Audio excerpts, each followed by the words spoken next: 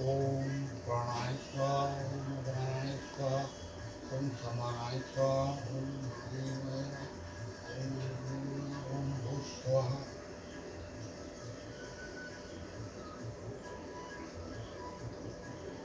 ओम सुदोहं समर्पयामि, कदलीफलनिवेद्यं समर्पयामि।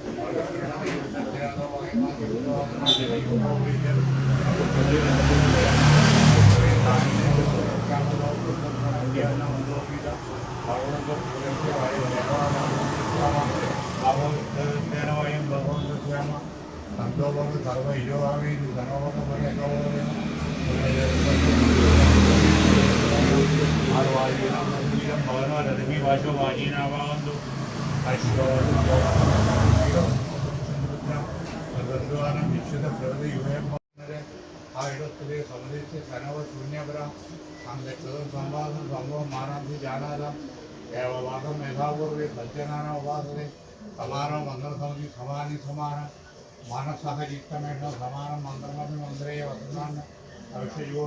ഓം മഹാഗണപതി പ്രസീദ പ്രസീദ. ഓം സഹസ്രാക്ഷസഹസ്രവർഷമോക്ഷേദം വൃത്തദഷ്ടദശാങ്കുലം പുരുഷവേദം ധർമ്മം മെച്ചൂലം മെച്ചഭോജനം ഉദാമൃത്യശാനോജനീതിരോധി വേദവാനസ്യമെന്നാൽ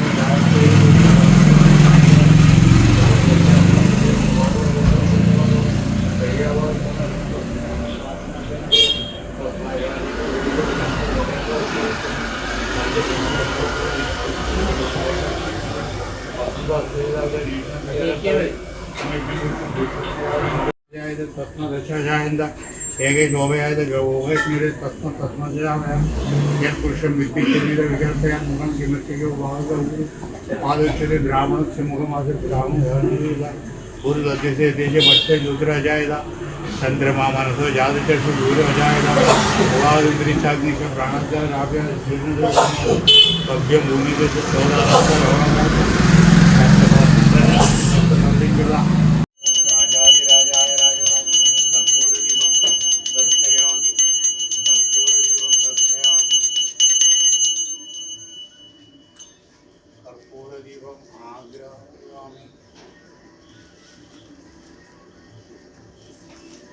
कर्पूरदीपं समर्पयामि.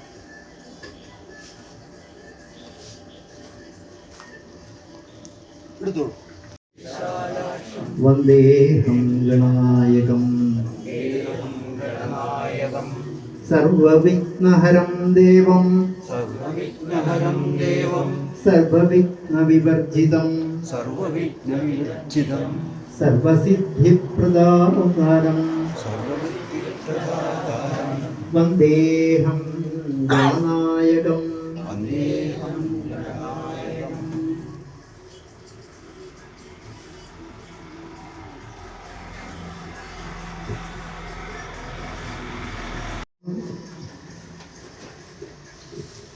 എല്ലാ സമൃദ്ധിയും ഐശ്വര്യവും ജീവിത വിജയവും കൈവരിക്കാനായി ഗണേശ ആരാധന നമ്മൾ ആയിരക്കണക്കിന് വർഷങ്ങളായിട്ട് ഭാരതത്തിലും പുറത്തും ഭക്തജനങ്ങൾ അത്യപൂർവ പങ്കാളിത്തത്തോടെ അതിഗംഭീരമായിട്ടുള്ള ആഘോഷം.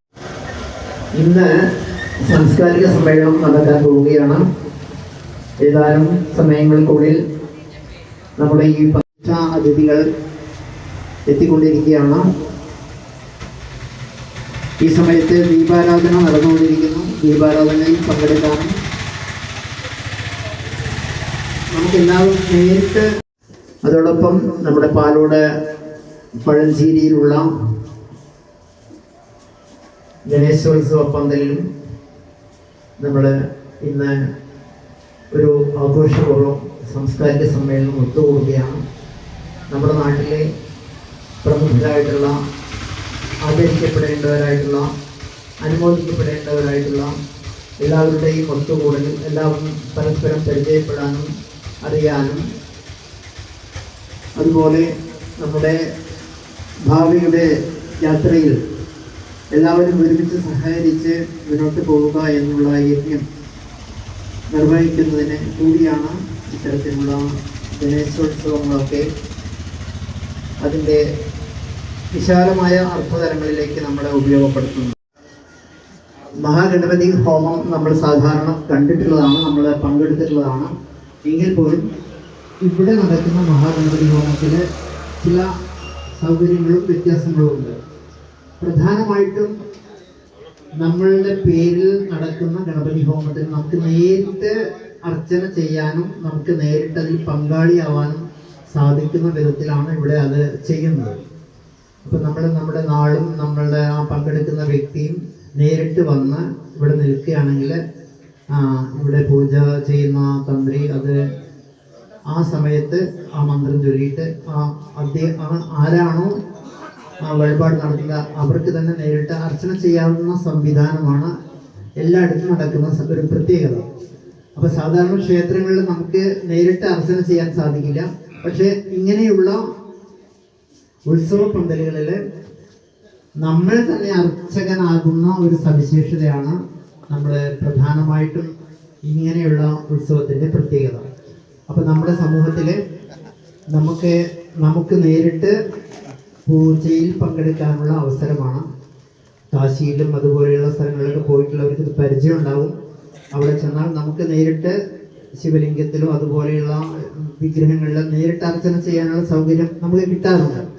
അതുപോലെ നമ്മുടെ കേരളത്തിൽ പക്ഷേ അത് സാധിക്കാത്തത് കൊണ്ട് ഇതുപോലെയുള്ള അവസരങ്ങളിൽ നമ്മൾ നേരിട്ട് ആ മഹാഗണപതി ഹോമത്തിൽ വന്ന് നമ്മുടെ നാള് എല്ലാം പറഞ്ഞ് മന്ത്രസഹിതം നമുക്ക് അർച്ചനയിൽ പങ്കെടുക്കാം. അപ്പം അതുകൊണ്ട് പരമാവധി സൗകര്യമുള്ളവരെല്ലാവരും തന്നെ രാവിലെ 6 മണിക്ക് എത്തിക്കഴിഞ്ഞാൽ അവരവരുടെ പേരിൽ തന്നെ ഇവിടെ സന്നിഹിതരായി ഭഗവാന്റെ മുമ്പിൽ വെച്ച് അർച്ചനയിൽ പങ്കെടുക്കാനുള്ള സൗകര്യം ഉണ്ട് എന്നാണ് ഇപ്പോൾ ഇവിടെ അറിയിച്ചിരിക്കുന്നത്.